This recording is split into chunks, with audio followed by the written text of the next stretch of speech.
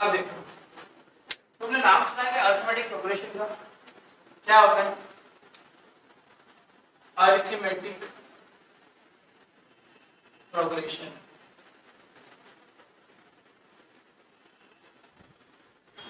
ठीक है, अब देखो क्या है ये अरिथमेटिक प्रोग्रेशन है। अब मैं तुमको बेसिक चीजें पूछता हूँ थोड़ी सी, है ना? तुमने नंबर की सीरीज देखी थोड़ी थोड़ी करके? नंबर की सीरीज, सीरीज ऑफ नंबर्स नहीं? जैसे मैं तुमको पूछता, जैसे मान लो तुमसे कुछ जनरल क्वेश्चन पूछ रहा हूँ, मेरे को जवाब देते जाना, तुमको समझ आ जाएगा एक्चुअली में किस तरफ जा रहा हूँ। ठीक, जैसे मैंने कहा 2 4 6 8। अब मैं अगर तुमसे पूछूं कि नेक्स्ट नंबर क्या होगा, क्या बोलोगे? 12। क्योंकि तुमने क्या करा, तुमने पैटर्न फॉलो कर, पैटर्न फॉलो कर रहे हो। जैसे 2 इधर का 4 है, 6 है, 8 है, 10 है तो 12 होगा। मतलब यहाँ एक पैटर्न फॉलो हो रहा है, फिक्स पैटर्न। तुमने कर लिया। फिर मैंने तुमको एक सीरीज पूछी जहां पे मैंने पूछा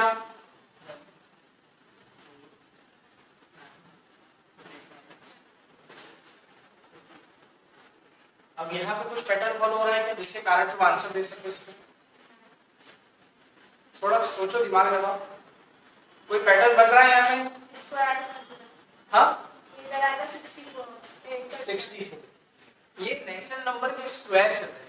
1 का स्क्वायर, 2 का स्क्वायर, 3 का स्क्वायर, है ना? वैसे मैंने एक गलती हुई मुझसे 4 का स्क्वायर नहीं लिखा, बट कोई पैटर्न चल रहा है। ठीक है, मतलब स्क्वायर का पैटर्न आपने दिमाग में रखा, पैटर्न था ये।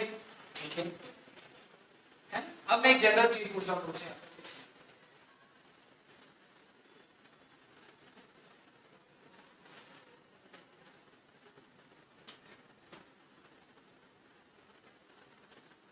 अब अगर मैं नेक्स्ट नंबर पूछ लूं क्या होगा बताओ?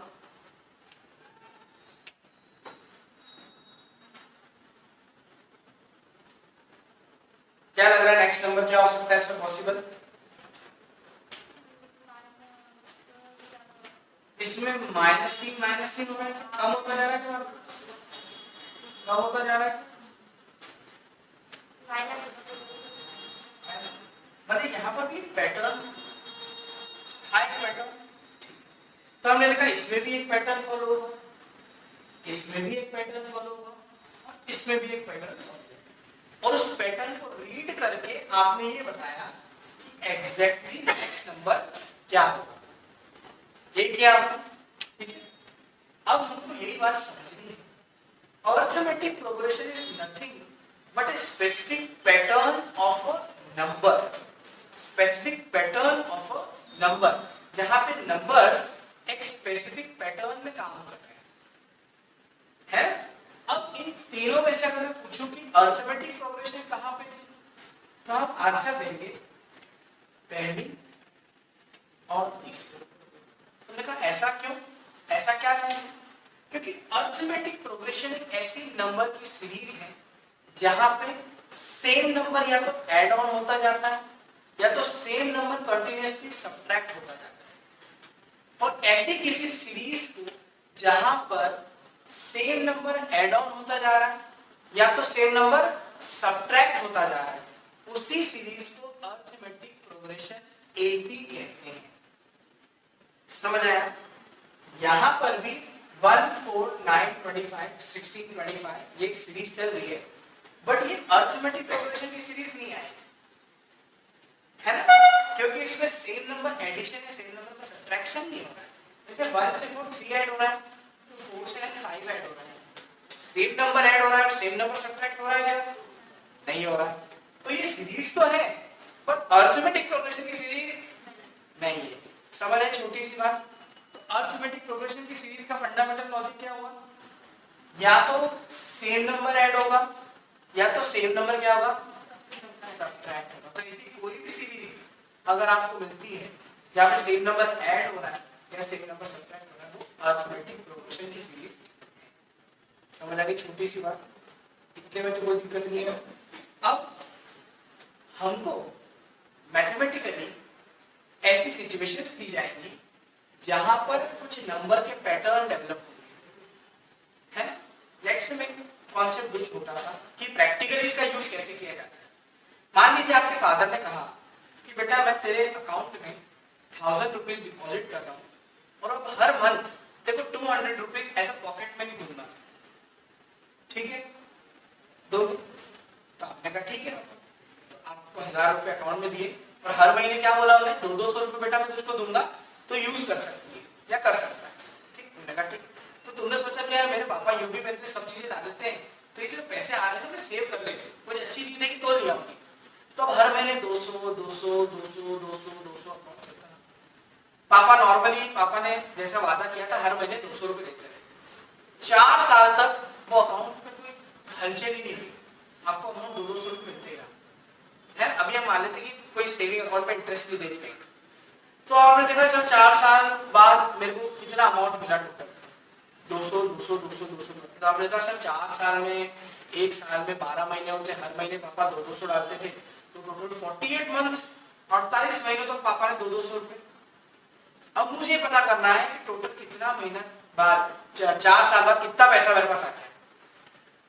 तो यहाँ पे मैं अरिथमेटिक प्रोग्रेशन के कॉन्सेप्ट का यूज करूंगा। क्यों? क्योंकि पहले महीने मुझे मिले 1000 रुपए मिले, फिर अब हर बार क्या हो रहा है, मेरे पैसे बढ़ रहे, 1200 हो गए अगले महीने क्या हो गए, फिर क्या हो गए। तो क्या ये सेम पैटर्न नहीं चल रहा है, 2-2 से ऐड हो रहा है, 2-2 से ऐड हो रहा है। तो इस प्रैक्टिकल सिचुएशन में मैं अरिथमेटिक प्रोग्रेशन का कॉन्सेप्ट का यूज करके 48 मंथ बाद क्या मेरा पैसा इकट्ठा हो गया ये निकाल सकता हूँ। ये पैटर्न फॉलो हो गया, एक प्रैक्टिकल सिचुएशन ही हमारी। हाँ यार है। एक और सिचुएशन में तुमको बताता हूँ जहां पे इसका प्रैक्टिकल यूज होता है। सिंपल इंटरेस्ट कैलकुलेट करते हैं, समझते हो सिंपल इंटरेस्ट क्या होता है? जिसमें एक फिक्स इंटरेस्ट आपको पे करना होता है। क्या करना होता है? फिक्स इंटरेस्ट आपको पे करना होता है ना? फिक्स इंटरेस्ट पे करना होता है। जैसे मान लो 10,000 रुपीज आपने किसी से उधार लिए, उस पर 10% का इंटरेस्ट हर मंथ देना है, तो 10% 10,000 का कितना होगा? 1,000, ठीक है। 10,000 रुपए पे आपने 1,000 रुपए देना हर महीने उस व्यक्ति को, तो हर महीने 1,000 1,000 1,000 1,000 ऐसे बनते जा रहे। तो यहाँ पर भी कैसा कॉन्सेप्ट फॉलो होगा? अरिथमेटिक प्रोग्रेशन, क्योंकि हर महीने कितना इंक्रीज होगा? 1,000 1,000 1,000। तो ये वो सिचुएशन थी जहां पर आपने देखा कि जहां पे आप अरिथमेटिक प्रोग्रेशन का यूज प्रैक्टिकली कर सकते। ऐसा नहीं कि केवल कॉन्सेप्ट बना दिया है, पता नहीं कहाँ यूज हो रहा है, ऐसा नहीं, यूज होता है, प्रैक्टिकली यूज किया जा सकता है, ठीक है। तो अरिथमेटिक प्रोग्रेशन समझ आ गई। अब हम इसमें समझेंगे कि क्या टर्म्स होती हैं, क्या कोई फॉर्मूला यूज होता है, या हर एक चैप्टर की कुछ टर्मिनोलॉजी होती है, कुछ वर्ड्स होते हैं, वो हम इसमें धीरे धीरे समझते जाते हैं वो क्या क्या है। ये अरिथमेटिक प्रोग्रेशन समझ आई, same addition same subtraction continuous arithmetic progression, ठीक है। अब मैं एक सीरीज रहने दे रहा हूँ, इसके बेसिस पे मैं बताता हूँ इसका क्या मतलब, ठीक है। अब ध्यान से समझना, जैसे आपने देखा ये यहां से हम स्टार्ट हो रही है सीरीज, ठीक है, 2 4 6 8 10 एंड सो ऑन, ऐसे चलते जा रहे हैं। तो इस टर्म को बेटा बोलते हैं फर्स्ट टर्म। क्या कहेंगे? फर्स्ट, ठीक है, क्योंकि पहले से स्टार्ट है ना। और इसको डिनोट किससे करते हैं? A1 से, A1 से या A से इसको डिनोट करते हैं, इसका नोटेशन, इसका साइन, ठीक है। अब आपने कहा कि सर इधर एक कॉमन गैप आ रहा है, क्या आ रहा है? कॉमन गैप आ रहा है, कॉमन गैप आ रहा है। ये सबसे बड़ी पहचान है इसकी, सबसे बड़ी पहचान केवल कॉमन गैप है इसकी, ठीक है। इसकी सीरीज बहुत सारी होती है ना। तो you can see there is a common gap, तो इस कॉमन गैप को जनरली हम बोलते हैं कॉमन डिफरेंस। क्या बोलते हैं? कॉमन डिफरेंस, ठीक है। अब कॉमन डिफरेंस अगर आपके पास आ रहा है तो इसको किस सिंबल से डिनोट करेंगे हम? डी से। किससे डिनोट करोगे? डी से। अब किसी ने कहा सर इसको फाइंड कैसे करते हैं, तो इसका तरीका होगा A2 माइनस A1।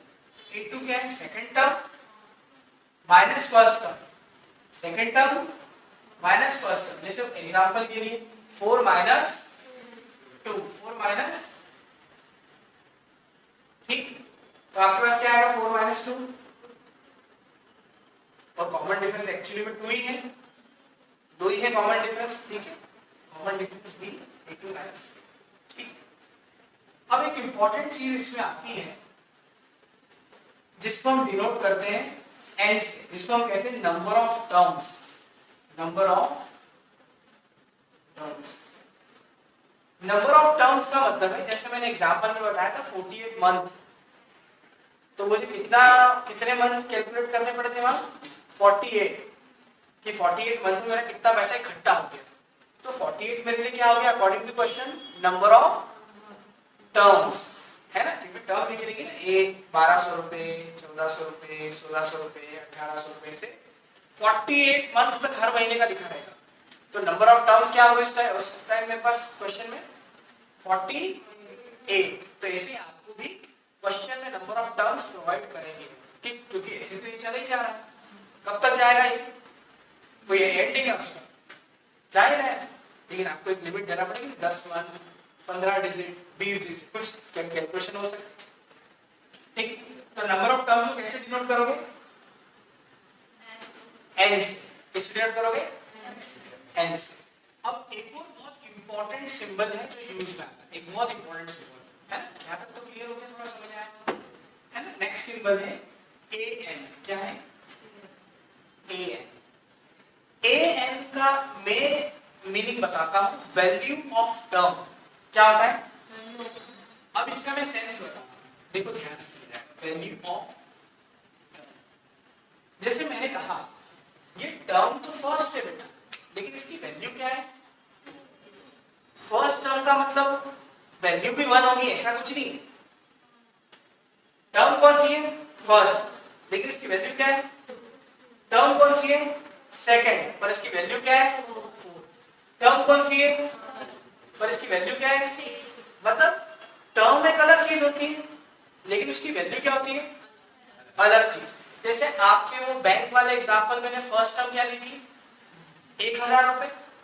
1000 रुपए डिपॉजिट करे पापा ने, तो उस टाइम पे वैल्यू क्या हो गई उसकी फर्स्ट टर्म की 1000।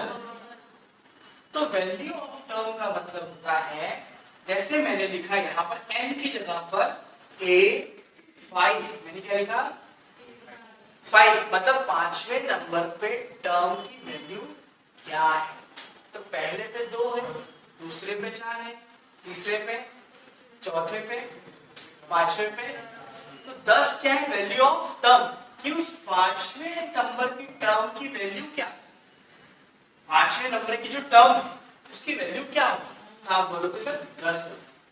ऐसे आप 10वें नंबर की पूछ सकते हो, ऐसे आप 15वें नंबर की पूछ सकते हो, ऐसे ही आप 50वें नंबर की पूछ सकते हो, ऐसे ही आप n नंबर की पूछ सकते हो। n मतलब कोई भी, जैसे 50, 15, 10 तो पता है, लेकिन अब सवाल के हिसाब से तो कोई भी वैल्यू हो सकती है, हो सकता है सवाल में 10वीं टर्म पूछ ले, हो सकता है 20वीं टर्म पूछ ले, हो सकता है 25वीं पूछ ले, इसलिए फिक्स, और जो चीज फिक्स नहीं है उसको मानना पड़ता है कुछ, तो इसलिए बोलते हैं इसको nth टर्म, क्या बोलते हैं first, second, third, fourth, fifth, six, 7, 8 चली जा रही है, क्या बोलेंगे n number of terms, nth term क्या पढ़ेंगे, nth मतलब कोई फिक्स, कोई भी हो सकती है वैल्यू, 820 भी हो सकती है, 30 भी हो सकती है, 40 भी हो सकती है, कुछ भी, इसलिए लिखते क्या उसके नीचे an, कि जो क्वेश्चन में हो वो आप लिख देना, समझिए छोटी सी बात। और ये टर्म का मतलब ये नहीं है कि 5 पे 5 होगा, 10 पे 10 होगा, ऐसा नहीं है, टर्म है 10वीं पर उसकी वैल्यू कुछ भी, जैसे यहाँ पे समझ आइए अंतर, कि टर्म अलग है लेकिन उसकी वैल्यू अलग होगी। तो मैं अगर बोलूं a10 मतलब 10वें नंबर पे कौन बैठा है, मैं बोलूं 15 तो 15वें नंबर पे कौन बैठा है, मैं बोलूं a50 मतलब a50 पे कौन बैठा है, समझ आया, तुम सब बच्चे सबको सीक्वेंस बिठा दिया, पहले नंबर पे ये बैठी है यहाँ पर a1, सेकंड पे ये, थर्ड पे ये, फोर्थ पे, फिफ्थ पे, मतलब ये फर्स्ट है लेकिन वैल्यू कुछ और है, सेकंड है वैल्यू कुछ और है, तो that is the meaning of value of the term, कि उस टर्म पे वैल्यू क्या है, समझ आ गई छोटी सी बात है कि नहीं है, क्लियर है। तो हमने क्या क्या चीजें सीखी, एक बार आखिरी बार फर्स्ट टर्म मतलब पहली टर्म, कॉमन डिफरेंस का मतलब है यहाँ सीरीज में जो डिफरेंस चल रहा है दैट इज कॉमन डिफरेंस, अंतर, क्योंकि फिक्स अंतर होगा, बदलता नहीं। तो उसका फॉर्मूला क्या है, d is equal to a2 minus a2 क्या है सेकंड टर्म, a1 क्या है, ठीक है। n किसको रिप्रेजेंट करेगा, n नंबर ऑफ टर्म्स, कितने टर्म्स अवेलेबल है, 10 टर्म अवेलेबल है, 20 टर्म अवेलेबल, कितना है, ठीक है। और a n किसको बताएगा, उस टर्म पे वैल्यू क्या रखी गई है ना, that is value of the term, उस टर्म की वैल्यू बताओ मुझे। समझ आया कि नहीं, छोटी सी बात के लिए है ना। तो ये छोटी छोटी बात को उतार लो पहले तो, है ना, लिख लो जो बेसिक टर्म्स है, ठीक है।